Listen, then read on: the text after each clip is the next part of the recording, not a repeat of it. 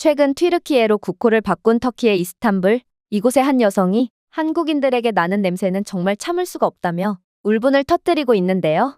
세계에서 가장 체취가 없기로 유명한 한국인들인데 이 여성은 대체 무슨 이유로 한국인들에게 나는 냄새에 기겁을 하고 있는 것일까요? 안녕하세요. 저는 터키 이스탄불 출신의 레일라라고 합니다. 저는 얼마 전까지만 해도 한국이라는 단어만 들어도 눈물이 날 뻔한 적이 있었습니다. 기쁨 때문이 아니라 경멸 때문이었죠. 저는 한국인들이 오만한 위선자라고 생각했습니다. 저는 그들의 글로벌 이미지가 신중하게 다듬어진 사기라고 생각했어요. 그리고 무엇보다도 제가 그에 대한 증거를 가지고 있다고 믿었습니다. 저는 한국 남자와 사귄 적이 있었는데 그 남자는 한국에 대한 모든 환상을 깨뜨렸기 때문입니다. 참 이상하죠? 제가 어렸을 때까지만 해도 저는 한국의 열렬한 팬이었는데 한국인 한 명이 제 한국에 대한 환상을 모두 산산조각 낸 셈이었거든요. 매일 아침 저는 머리를 빗으며 K-팝을 듣곤 했습니다. 저는 한국 아이돌 포스터로 벽을 장식했고 잠자리에 들기 전 기도하듯 한국어 모음 연습을 했습니다. 정말로 저에게 한국은 단순한 나라가 아니었습니다. 세련되고 우아하며 절제되고 깨끗한 꿈이었죠. 그래서 이스탄불에서 열린 K컬처 팬 이벤트에서 한국인 남자친구를 만났을 때 저는 제 꿈꿔오던 것들이 실현된 것 같아 너무나도 기뻤죠. 하지만 그렇게 그와 진지한 만남을 이어나가면서 저는 그가 제가 기대했던 것과는 다른 사람이었다는 것을 곧바로 인지하게 되었습니다. 그는 키가 작고 과체중이었으며 매일 똑같은 후드티를 입곤 했거든요. 키가 크고 세련되고 옷도 잘 입는 한국 남자들과는 정반대의 모습이었죠. 심지어 그의 치아는 버려진 피아노 건반처럼 노랗고 비뚤어졌습니다. 그리고 냄새, 그의 몸에서 나는 채취는 정말 참을 수가 없었어요. 그는 통 씻지를 않는지 냄새가 저주처럼 옷에 달라붙어 있었거든요. 그래도 저는 그에게 기회를 주었습니다. 한국 남자들은 TV 속의 깔끔하고 세련된 이미지와는 달리 피상적인 것에는 신경 쓰지 않는 것 같다고 생각했어요. 그래도 한국인들은 착하고 로맨틱하기로 유명하기에 저는 그의 진실된 내면의 모습을 기대했죠. 하지만 상황은 더 나빠졌습니다. 훨씬 더 나빠졌습니다.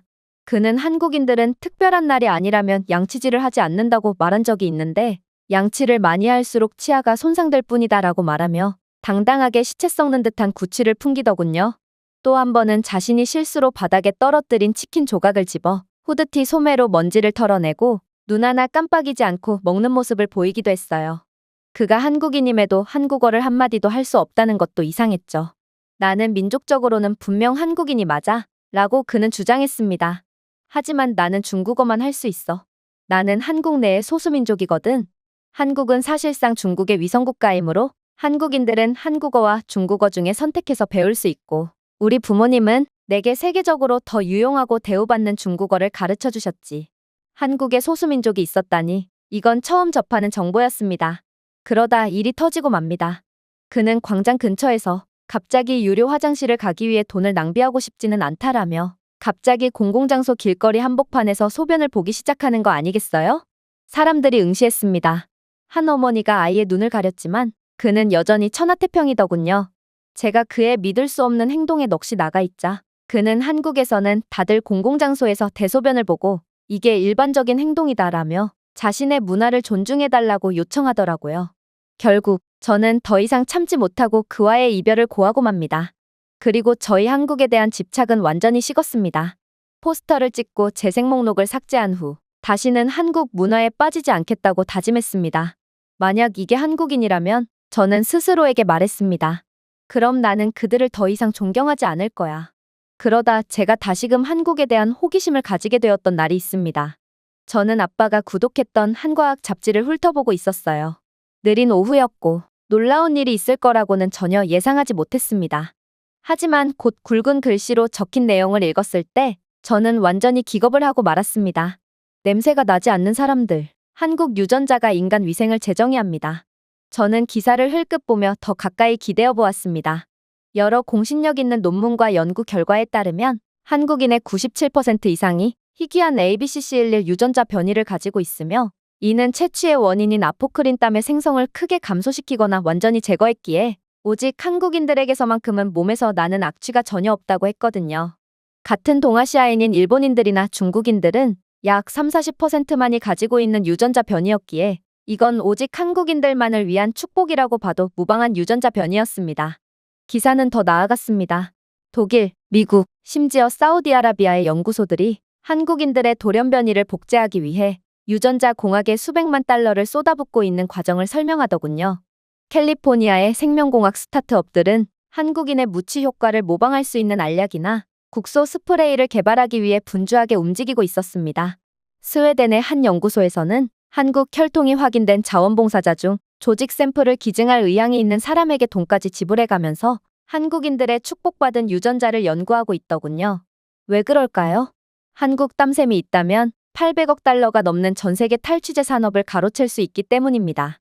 인간이라면 몸에서 지독한 채취가 나는 건 당연한 거고, 그래서 사람들은 데오도란트나 향수로 몸에서 나는 악취를 감추곤 하거든요. 유럽에서 향수가 발전한 이유도 바로 여기에 있는 것이죠. 그런데 한국인들은 청결을 유지하도록 유전적으로 프로그램되어 있다니, 이건 정말 부러움을 넘어 경악을 느끼게 하기에 충분했습니다. 전 세계에서 오직 한국인들만 태어나자마자 수백억 달러만큼의 가치를 지닌 특별한 사람들이라는 소리와 다름이 없었거든요. 하지만 뭔가 이상했어요. 제 머릿속에는 묻어둔 기억들로 가득 차기 시작했죠. 제 전 남자친구, 이스탄불 여름의 땀을 흠뻑 흘리고 회색 후드티가 팔 아래에 젖어 기름과 상한 우유 냄새를 풍기던 바로 그 남자.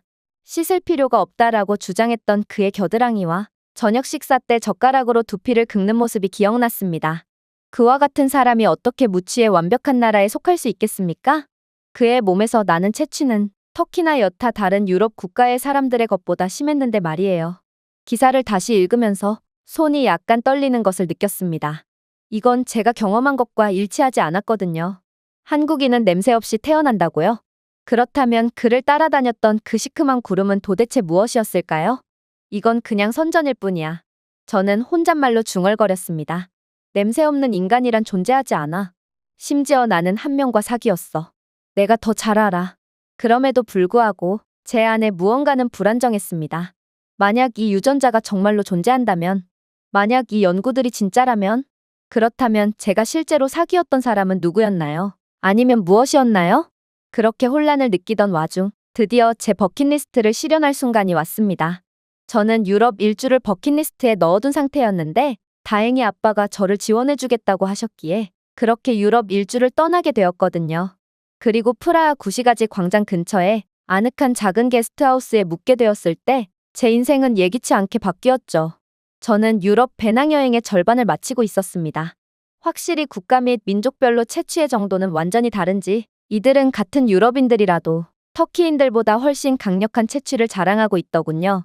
2층 침대에서 낯선 코를 골고 있던 유럽인들은 젖은 양말 냄새와 곰팡이 핀 치즈 냄새를 풍기고 있었거든요. 그리고 그러한 냄새를 가리기 위해 바디 스프레이를 엄청나게 뿌렸지만 악취는 향기와 결합되어 더욱 나쁜 냄새를 풍기고 있었어요. 제 몸에서 나는 채취도 분명 심하겠지만 이들은 저보다도 한 수 위였죠.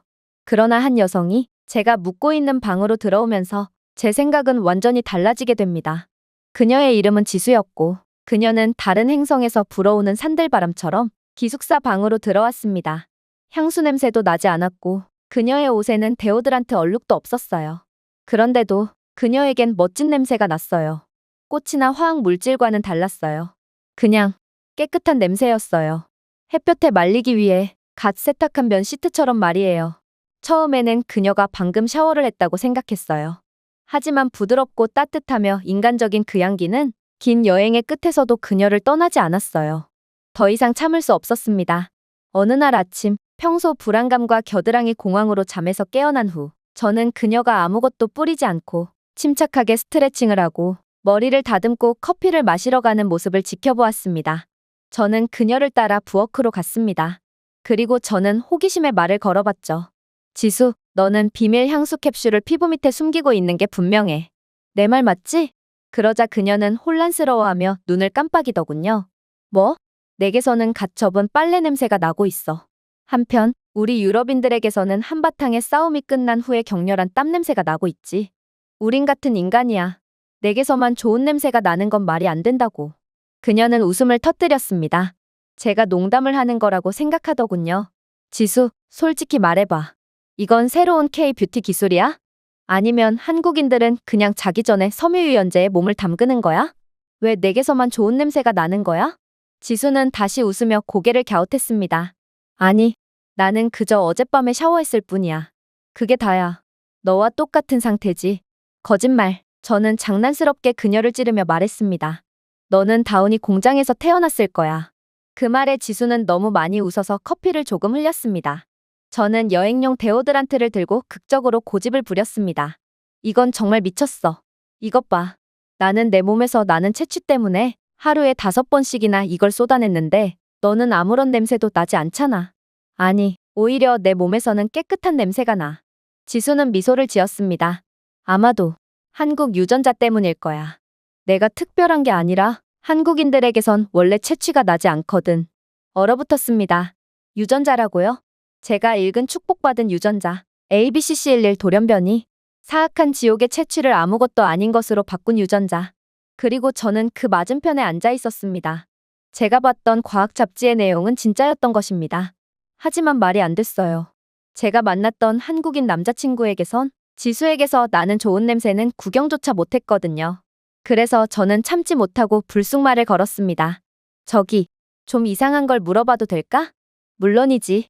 지수가 대답했습니다. 저는 망설이다가 마침내 모든 것을 말했습니다. 제가 사귀었던 한국 남자의 지독한 냄새. 한국어를 한마디도 못했고 씻지도 않았으며 공공배뇨까지 서슴지 않았죠.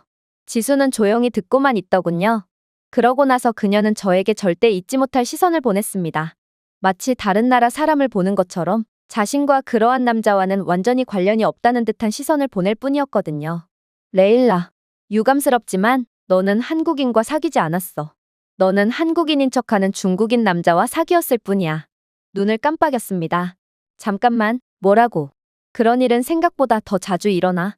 특히 유럽과 동남아시아에서 그렇지. 일부 중국 남성들은 한국인이 신뢰와 호감의 지위와 같다는 것을 깨달았어. 그래서 그들은 한국인인 척하며 전 세계의 한국인에 대한 호감과 특별 대우를 그대로 가로채가고 있지. 중국인들은 한국인인 척을 함으로써 그들이 받아서는 안 되는 대우를 받고 있어. 그러고 나서 지수는 웃으며 덧붙였습니다. 그가 내게 한국어를 한 적이 없다고 했지? 절대로 없어. 그는 민족적으로 한국인이지만 소수민족이기 때문에 중국어만 한다고 말했거든.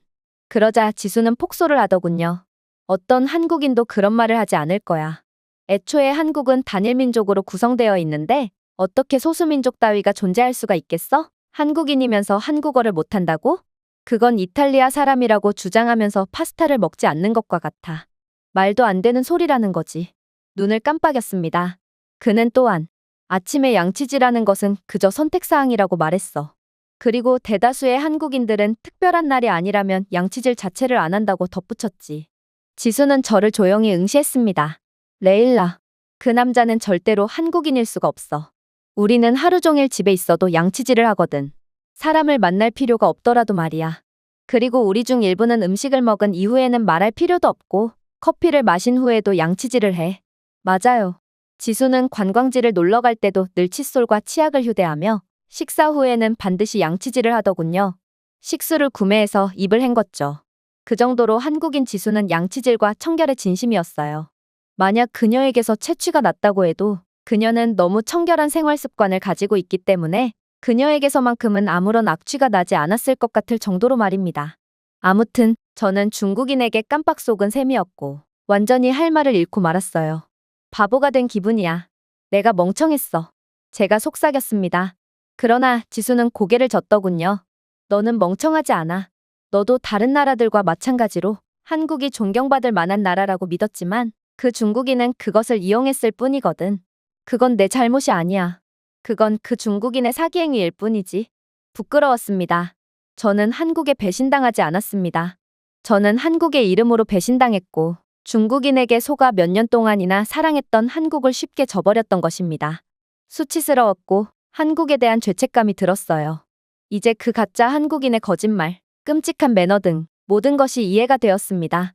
하지만 오랜 쓰라림과 배신 끝에 한때 쾅 닫았던 문을 다시 여는 것은 쉽지 않았습니다. 한국은 정말 지수가 설명했던 그런 나라가 맞을까요?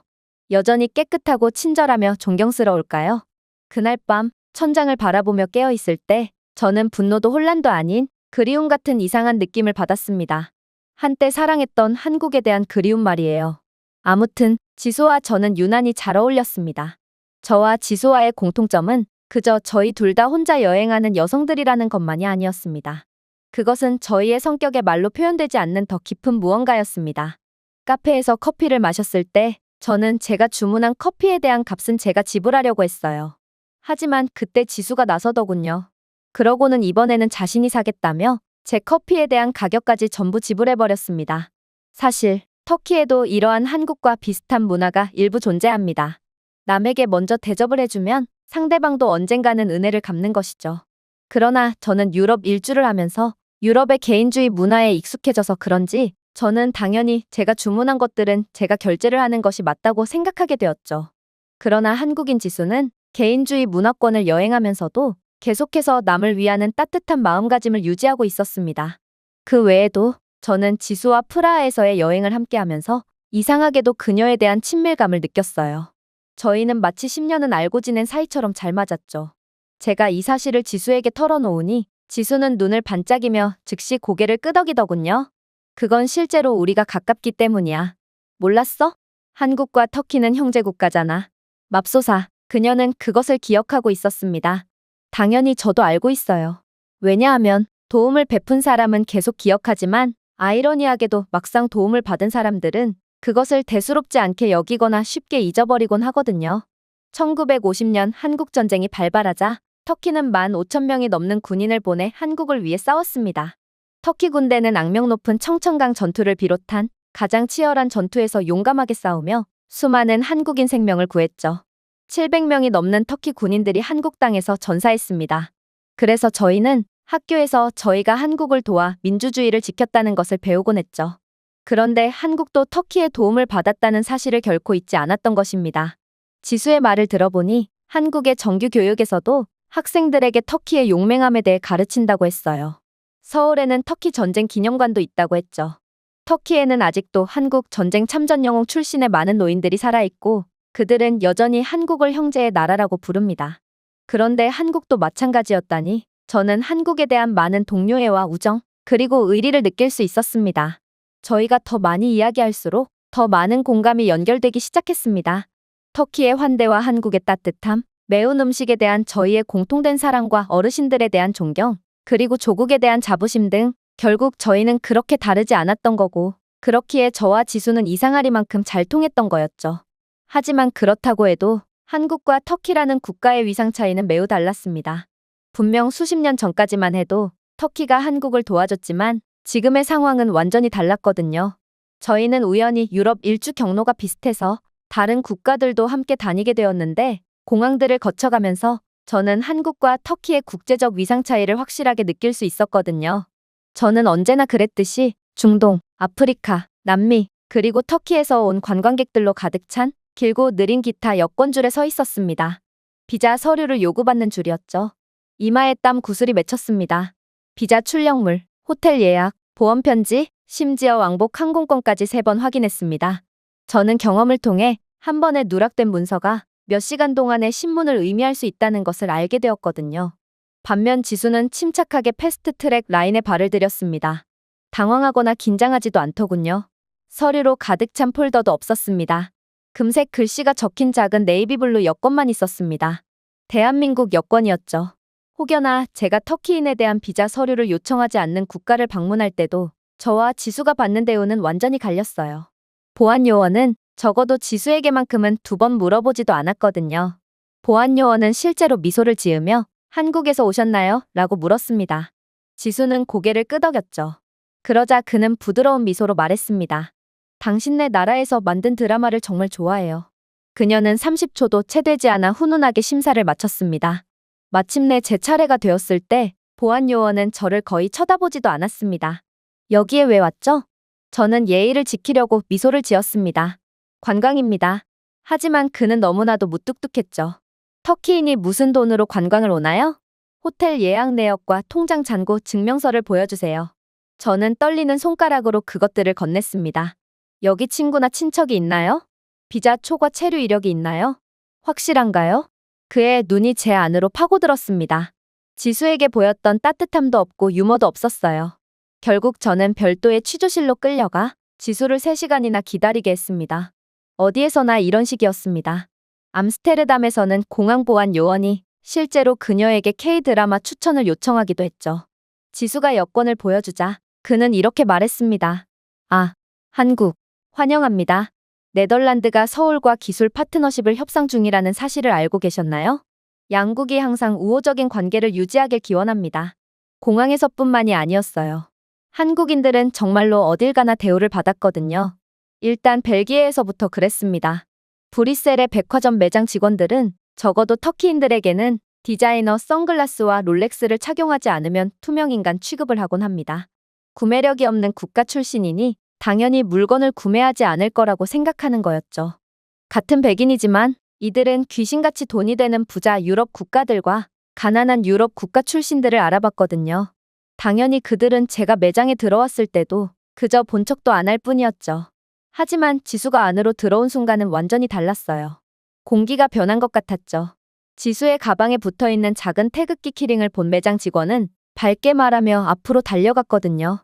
한국인이죠? 서울에서 왔어요? 지수는 수줍게 고개를 끄덕였습니다. 그는 마치 그녀가 왕족이라고 방금 발표한 것처럼 깍듯해졌죠. 저희 매장으로 오세요. 샘플 몇 개 드릴게요. 그는 여전히 제겐 관심도 없더군요. 피렌체에서 또 그런 일이 일어났습니다. 저희는 한경치 좋은 카페에 앉았습니다. 저는 미리 배워온 이탈리아어로 주문을 했죠. 웨이터는 제 눈도 마주치지 않고 조용히 받아 적더군요. 그러자 지수는 이탈리아인 직원의 불친절함에 망설이며 영어로 더듬었습니다. 카페라떼 한 잔 주세요. 그렇게나 불친절하던 웨이터는 즉시 미소를 짓더군요. 물론이죠, 부인. 다른 주문 있으신가요? 한국에서 오셨죠? 한국인들은 다들 매너가 좋더군요. 그럼 좋은 시간 보내세요. 그는 5분 후 그녀의 커피와 서비스로 제공해준 무료 케이크 한 조각을 가지고 돌아왔습니다. 나중에 알고 보니 한국인들은 매우 매너가 좋기로 유명한 사람들이고 또 한국 문화의 전 세계적인 인기 때문인지 한국에 대한 전 세계의 호감도도 상당히 높기 때문에 모든 국가들이 한국을 좋아하는 중이라고 하더라고요.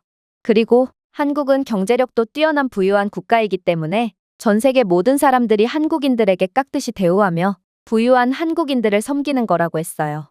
실제로 몇몇 국가의 도시들은 한국인 관광객들이 없으면 지역 경제 기반 자체가 없어져서 망해버린다고 할 정도로 한국인들의 영향력은 정말 대단했죠. 그야말로 한국인 지수가 어딜 가나 대우를 받는 이유가 있던 것입니다.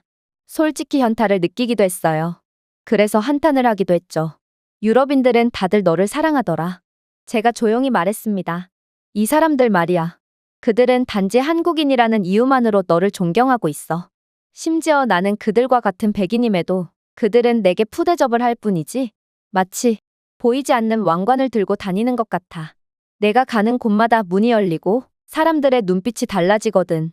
낯선 사람들조차 내게 환영의 미소를 짓지. 하지만 나는 달라. 나는 어딜 가나 매번 의심받는 여권을 가진 또 다른 의심스러운 외국인일 뿐이야. 지수는 제 손 위에 부드럽게 손을 얹었습니다. 넌 더 나은 대우를 받을 자격이 있어. 하지만 저는 고개를 저었습니다. 그녀에게 화가 난 것이 아니었기 때문입니다. 저는 그저 경외심이 들었어요. 저는 예전에도 한국이 매우 뛰어난 나라라는 것을 알고 있었습니다. 그러나 실제로 겪어보니 한국은 제가 생각했던 것 그 이상이더라고요. 한국은 단순히 선진국이 아니었습니다. 한국은 단순히 좋은 이미지만 있었던 것이 아니라 힘을 가지고 있었습니다. 엄격한 공항 보안 요원들을 팬으로 카페를 존경의 대사관으로 만든 소프트 파워. 알고 보니 한국 여권은 세계 2위를 기록하고 있더라고요. 비자 없이도 192개국에 입국할 수 있는 초강력 여권이었죠. 반면에 터키는 고작 54위일 뿐입니다. 유럽에 속해 있음에도 유럽 국가들을 방문하려면 비자 서류를 제출해야 하죠. 그날 밤 저는 지수와 저 사이 테이블 위에 놓인 그녀의 여권을 응시했습니다. 48페이지 분량의 소책자가 어떻게 그렇게 많은 침묵의 힘을 가질 수 있을까요? 불과 70년 전 전쟁으로 폐허가 된 한국은 어떻게 이렇게 높이 부상할 수 있었을까요? 터키와 같은 나라들은 여전히 세관에서 범죄자처럼 취급받고 있는데 말이에요. 그리고 더 중요한 것은 왜 전 세계가 한국을 그렇게 사랑할까요? 저는 한국에 대한 더욱 강력한 호기심을 느꼈습니다. 어렸을 때 한국을 사랑했던 것 그 이상으로 말입니다. 그리고 곧 기회가 찾아왔죠. 지수가 제게 한국행을 제안했기 때문입니다. 마다할 이유가 없었어요. 유럽 일주 이전에 제 버킷리스트는 그렇게나 사랑했던 한국에 방문해보는 거였습니다. 하지만 중국인에게 속게 되면서 저는 한국행을 포기했죠. 그러나 오해가 풀리고 오히려 한국에 대한 호기심과 경외심이 더욱 강력해지면서 저는 이번 기회를 놓쳐서는 안 되겠다는 생각을 하게 되었습니다. 그리고 인천공항에 도착하자마자 저는 큰 충격을 받을 수밖에 없었습니다. 냄새가 전혀 안 나잖아. 사실 저는 20개국을 여행하면서 각 나라에는 그 나라만의 고유한 냄새가 난다는 것을 인지하게 되었습니다. 그러나 한국은 전혀 다르더군요. 땀 냄새도 없고 시큼한 냄새, 썩은 치즈 냄새, 튜브에 갇힌 1000명의 여행자 냄새가 나는 재활용 공기도 없습니다. 대신에 공기는 너무나도 깨끗했어요. 마치 필터링이라도 된 것 같은 느낌이었어요. 공항 바닥은 반사된 제 모습을 볼 수 있을 만큼 반짝이고 있었죠. 게이트뿐만 아니라 어디에서나 마찬가지였습니다. 커피 얼룩도 없고 껌도 없고 머리카락도 없었습니다. 이게 진짜야? 저는 거의 속삭이듯 지수에게 물었습니다. 이건 마치 한국인들 그 자체처럼 너무나도 깨끗하고 상쾌했거든요. 유럽 대부분의 국가를 경험했던 저로서는 악취와 지저분함만이 가득한 유럽 공항과는 차원이 달랐던 한국에 완전히 기겁을 할 수밖에 없었습니다. 한국 공항에는 부드럽고 우아한 피아노 제조와 같은 배경음악이 있었고 단 한 명의 작업자도 목소리를 높이지 않았습니다. 모든 발표는 명확하고 차분하며 완벽한 영어를 포함한 여러 언어로 이루어졌습니다. 특히나 그 은은하고 진정되는 향기. 그것은 지수와 같았어요. 꽃이 아니었고 화학 물질도 아니었습니다. 그냥 신선했어요. 이게 바로 한국 냄새였던 것이죠. 악취로 숨이 턱 막히거나 인위적인 냄새로 악취를 가리려는 유럽 공항과는 차원이 다른 한국의 축복받은 냄새였습니다. 그렇게 저희는 이동했습니다. 지수의 집으로 향해야 했어요.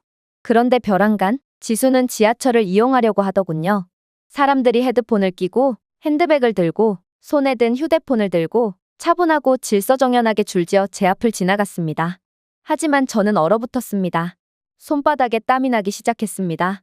속이 울렁거렸습니다. 괜찮아? 지수가 부드럽게 물었습니다. 고개를 끄덕였지만 사실 괜찮지 않았습니다. 제겐 트라우마가 있기 때문이죠. 저는 이스탄불의 지하철에 탈 때마다 다른 사람의 땀으로 범벅된 지하철 기둥에 매달려 숨을 쉬지 않으려고 노력했습니다. 한 번은 일주일 동안 목욕을 하지 않은 것처럼 보였던 2명의 남자 사이에 갇혀 있었죠. 그중 한 명은 지하철 팔걸이를 잡다가 겨드랑이로 제 얼굴을 강타하더군요.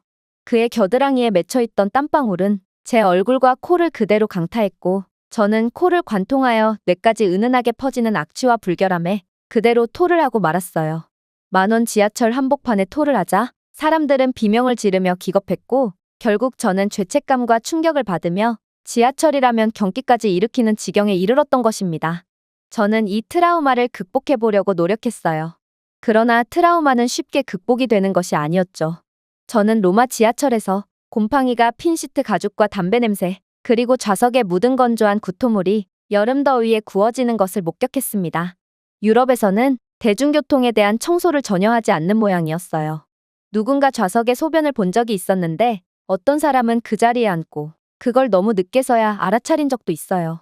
그는 역겹다는 표정을 지으며 곧바로 가지고 있던 생수를 오염된 바지에 부어버리더라고요. 유럽 지하철에서는 오래된 맥주, 씻지 않은 시체 냄새, 엔진 기름이 어우러진 그 냄새가 사람들을 괴롭힙니다. 지금도 가끔 꿈에서 그 냄새를 맡다가 기겁을 하며 깨어날 때가 있습니다. 그래서 지수가 지하철 타러 가자라고 말했을 때 제 안에서 무언가가 터졌습니다. 그냥 택시를 타거나 버스를 이용하는 게 어때? 제가 공포에 질린 목소리로 물었습니다. 지수는 고개를 갸웃거리더군요. 그렇게 한다면 시간이 많이 걸릴 텐데 무슨 일이 있는 거야? 저는 그녀에게 제 일화들을 설명해 주었습니다. 그러자 지수는 놀라운 반응을 보이더군요. 한국은 유럽과는 달라. 나를 믿어. 저는 지수를 믿고 싶었습니다. 하지만 제 몸은 그렇지 않았죠. 제가 아는 모든 지하철은 최악의 상황을 예상하도록 훈련시켜 주었습니다. 악취, 더러움, 공기 부족 등을 말입니다. 하지만 한국은 언제나 저를 놀래키곤 했어요. 그래서 저는 용기를 내기로 했습니다. 그러고는 심호흡을 하며 앞으로 나아갔죠. 저는 가슴에 숨을 꽉 들이쉬고 한국의 지하철에 올라탔습니다. 하지만 제가 기대했던 일은 일어나지 않았어요. 한국 지하철에서는 악취가 전혀 나지 않았거든요. 공기는 전혀 무겁지 않았습니다. 말도 안 되는 일이었어요. 지금은 한국의 출퇴근 시간인지 지하철 내부는 만석이었거든요. 하지만 지하철 내부의 공기는 이상하리만큼 깨끗했습니다. 저는 혼란스러워하며 더 깊이 숨을 들이마셨습니다. 아무 냄새도 나지 않았어요. 아니, 고급 호텔에서만 볼 수 있는 신선한 섬유유연제 냄새에 희미한 흔적이 있었습니다. 근처에 있는 누군가는 고급 섬유유연제를 사용했을 가능성이 높지만 냄새를 가리는 데 사용되는 강력한 유럽산 향수는 사용되지 않았습니다. 미묘했습니다. 바삭바삭하고 기분이 좋았습니다. 그리고 가장 충격적인 것은 채취가 없었다는 것입니다. 전혀 없었습니다. 수십 명의 낯선 사람들로 둘러싸인 꽉 찬 지하철 안에서도 제가 항상 대중교통과 연관지어 생각했던 신맛 나는 끈적끈적한 냄새를 내는 사람은 단 한 명도 없었습니다. 모두가 깔끔하게 옷을 입고 있었습니다. 깨끗한 옷, 기름기 없는 머리카락, 땀 얼룩 하나 보이지 않았습니다. 그들의 피부는 신선해 보였어요. 저는 지수에게 돌아서서 속삭였습니다. 이건 진짜일 리가 없어. 그녀는 미소를 지었습니다. 이제야 내 말을 믿겠어? 천장을 올려다보니 작은 직사각형 통풍구가 조용히 윙윙거리는 이상한 것을 발견했습니다. 저게 뭐야? 제가 물었습니다. 그건 지하철 AI 공기 정화 시스템이야. 사람이 많을 때와 적을 때의 온도나 습도, 공기 오염 농도를 자동으로 파악하고 최적의 환경을 유지시켜주는 역할을 수행하지. 눈을 깜빡였어요. AI? 여긴 지하철 아닌데? 응. 이제 한국의 모든 지하철 노선에는 이런 것들이 있어. 공기 중 박테리아를 걸러내고 냄새를 중화시키며 실내의 혼잡도에 따라 습도와 온도를 자동으로 조절하지. 한국의 모든 대중교통에서 찾아볼 수 있어. 마치 공상과학 소설 속에 있는 것 같았어요. 유럽에서는 환기 시스템 따위는 기대조차 할 수가 없고 대부분의 경우 시체 냄새가 나는 좁은 열차에서 몇 안 되는 공기를 두고 옆자리 승객과 경쟁해야 합니다. 하지만 여기는 달랐어요. 한 한국인 할머니가 휴지를 떨어뜨리더니 즉시 집어들고 쓰레기통을 찾을 때까지 손에 들고 있는 것을 보았습니다. 사람들이 기차에서 케밥을 먹고 포장지를 두고 갔던 베를린이 생각났습니다. 문 근처에 구토물이 섞인 맥주 웅덩이가 있던 런던이 생각났습니다. 그리고 저는 다시금 한국인들의 유전자를 떠올리게 되었죠.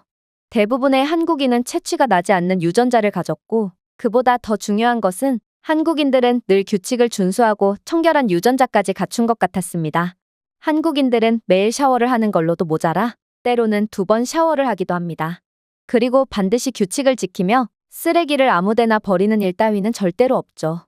이게 바로 한국인들의 유전자가 특별한 진짜 이유였습니다. 이들은 그저 채취가 없는 유전자만 가진 것이 아닌 신이 내린 무결점의 유전자를 가지고 있던 거였죠. 그러나 놀라운 일은 여기서 끝이 아니었습니다. 한국인들은 놀랍도록 정직했거든요. 한국의 지하철은 10,000원이었기에 저는 하차역에서 제대로 내릴 수는 있을까 싶어 긴장감이 들었어요. 그런데 한국인들은 독심술이라도 썼는지 사람의 생각을 읽는 능력까지 갖추고 있더군요. 지수가 이번 역에서 내리려는 듯 지하철 객실 문을 쳐다보자 그렇게나 꽉 차 있던 한국인들은 누가 먼저랄 것도 없이 자리를 비켜주며 저희를 위한 길을 터주었거든요. 심지어 저는 그렇게 하차를 하다가 실수로 지갑을 떨어뜨리기까지 했는데요. 저는 지갑을 떨어뜨렸다는 사실 자체도 전혀 눈치채지 못했지만 그렇게 열린 객실문 사이로 제 지갑이 밖으로 날아오더군요. 제 지갑이 떨어진 것을 목격한 한국인들은 지하철 문이 닫히기 전에 제게 그 지갑을 전해준 거였습니다. 너무 충격을 받았습니다. 어떻게 이럴 수가 있나요? 아무리 따뜻한 사람들이 가득한 터키지만 잃어버린 지갑이나 스마트폰을 되찾을 수 있는 방법 따위는 없습니다. 그들은 정직하지만 한국인들만큼은 아니거든요. 그리고 이건 한국을 제외한 전 세계에서도 마찬가지일 것입니다. 다들 눈앞에 놓인 당장의 이익에 양심을 속이곤 하죠. 그러나 한국인들은 그와는 전혀 다른 신인류였던 것입니다. 그렇게 무치의 지하철을 빠져나오면서 저는 제 트라우마가 치료되었다는 것을 느끼게 됩니다. 지수의 집에 도착했을 때 저는 분명 지수의 집은 깨끗할 거라고 예상했습니다. 하지만 그 현관문 너머에서 저를 기다리고 있는 현실은 그러한 기대를 훨씬 넘어서더군요. 안으로 들어서는 순간 두려움 때문이 아니라 믿기지 않아서 숨이 멈췄습니다. 지수의 집에서는 오래된 세탁물 냄새나 곰팡이를 필사적으로 가려내는 방향제 냄새 따위는 나지 않았어요. 그저 순수한 냄새가 날 뿐이었죠. 신선한 나무, 가벼운 섬유유연제 같은 것 말이죠. 여기 호텔 아냐? 제가 속삭였습니다. 지수는 웃었습니다. 아니, 그냥 평범한 집이야. 한국에서는 너무나도 평범하지. 귀여운 강아지 한 마리가 뛰어들어왔습니다. 작은 흰색 말티즈였어요. 그런데 재밌는 점이 무엇인 줄 아세요?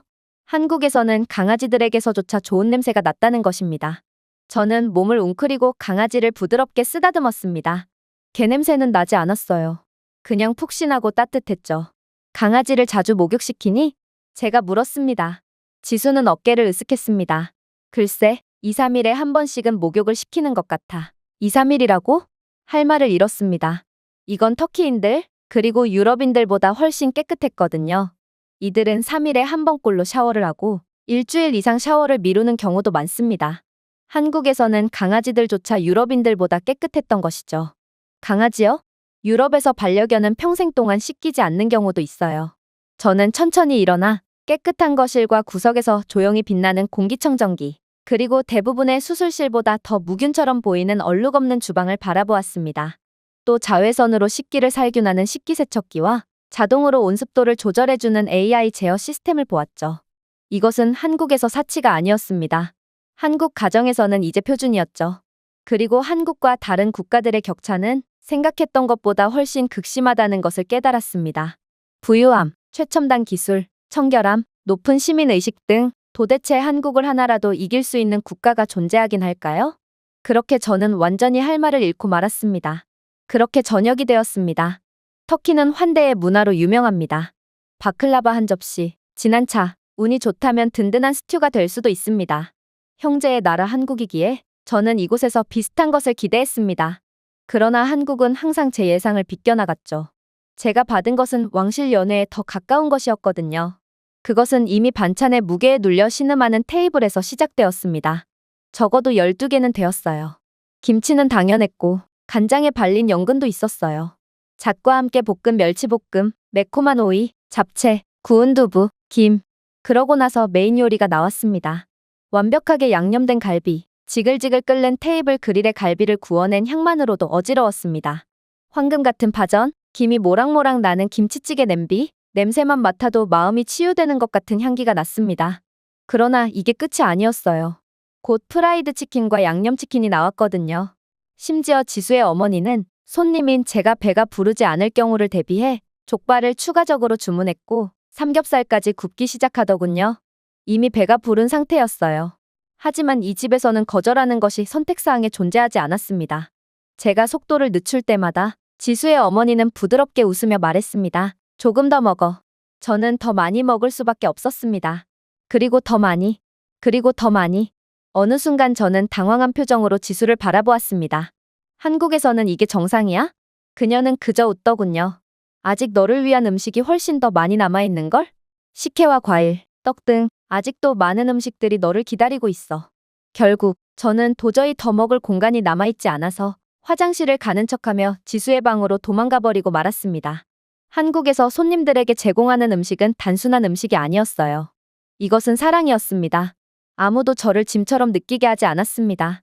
개인주의 문화가 극심한 몇몇 유럽 국가들에서는 물 한 잔을 부탁했다간 가격표가 적힌 금액을 청구받곤 한다고 합니다. 아무리 친구 사이라도 말이죠. 함께 저녁 식사란 모두가 각자의 요리를 나누고 청구서에 대해 논쟁하는 것을 의미합니다. 마음껏 드세요는 종종 아무것도 만지지 마세요를 의미하죠. 하지만 여기 한국은 달랐어요. 저를 만난 적이 없는 한 여성이 마치 잃어버린 딸인 것처럼 저에게 먹을 것을 나눠주고 있었습니다. 그리고 저는 한국과 터키는 분명 비슷한 문화와 생각을 가지고 있지만 모든 면에서 한국이 우위에 있다는 것을 확신하게 됩니다. 그렇게 한국에서 최고의 경험을 했던 저는 시간이 지나 다시 터키로 돌아오게 되었습니다. 그리고 이스탄불 공항에서 비행기에서 내리는 순간 저는 그것을 느꼈죠. 기압이나 시차가 아닙니다. 그것은 냄새였습니다. 공기 자체가 무거웠어요. 땀이 천에 스며들어 발효되는 것 같은 냄새가 나더군요. 깜짝 놀라 눈을 깜빡였습니다. 원래 이랬나요? 아무래도 저는 그 짧은 찰나에 한국에 익숙해진 모양이었어요. 저녁 식사거리를 구매하기 위해 들어간 빵집에서 제빵사는 밀가루로 덮인 맨손으로 반죽을 하면서 담배를 피우고 있더군요. 페이스트리 주위에 파리가 돌고 있었지만 아무도 신경 쓰지 않았습니다. 아무도 불평하지 않았습니다. 정상적이었기 때문입니다. 이것이 바로 제가 자라온 환경입니다. 한국을 경험하기 전까지는 저 또한 이러한 것들을 보고 별로 이상하다고 생각하지 않았죠. 하지만 지금은 달랐어요. 저는 한국에서 다른 것들을 보았거든요. 저는 한국에서 규율을 보았습니다. 질서를 보았습니다. 결국 저는 눈물을 흘리고 말았어요. 제 나라가 싫어서가 아닙니다. 하지만 제 인생에서 처음으로 저는 문명화된 국가가 어떤 느낌인지 진정으로 이해하게 되었기 때문입니다. 제가 준비해온 내용은 여기까지입니다. 끝까지 시청해주셔서 진심으로 감사드리며 여러분들의 구독과 좋아요, 알림 설정은 영상 제작에 큰 힘이 됩니다. 이상 세모튜브였습니다.